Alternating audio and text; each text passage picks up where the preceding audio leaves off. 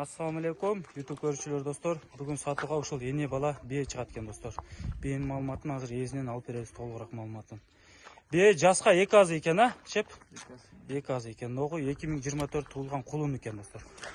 Кулунун баштарын көргүлө, кучкор тумшук, кабактары жайын экен. Бирок ургач экен достор. Тоголок кашказы менен бою чоң экен.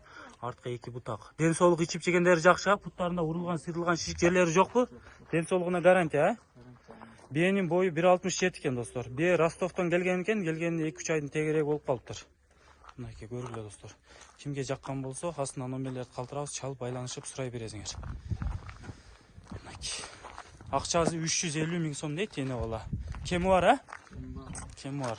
Доставкалар бар. Кыргызстан ичи жеткирип берүү жолдору каралган. Коңшу мамлекеттерге дагы чыгарып беребиз дейт эзи. Мынакей биенин породасы будённый экен. Ростовдон келген экен достор. Соорлары, путу колдору жайын экен. Колону күчтүү кулун экен достор. Ургач кулун мынакей. Ким жакшы жылкы кылам десе, көргүлө мынакей. Бөлүп деле сата бересизби, келишип калсаңар? Бөлүп деле сата берет экен, келишип калса мынакей. Бирок желательно эне бала кылып чогуу сатайын дейт. 3 бутак экен, пешенесинде кашказы бар. Экен мынакей. Машалла. Кимге жаккан болсо, астындагы номерлерге чалып байланыша бересиңер. Да толугураак маалыматты эзинен алсаңар болот достор мынакей. Тай Аксы районунда.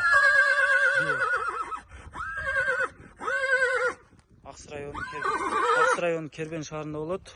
Келип көрсөңөр дагы болот экен. 350 миң сом кеми бар дейт.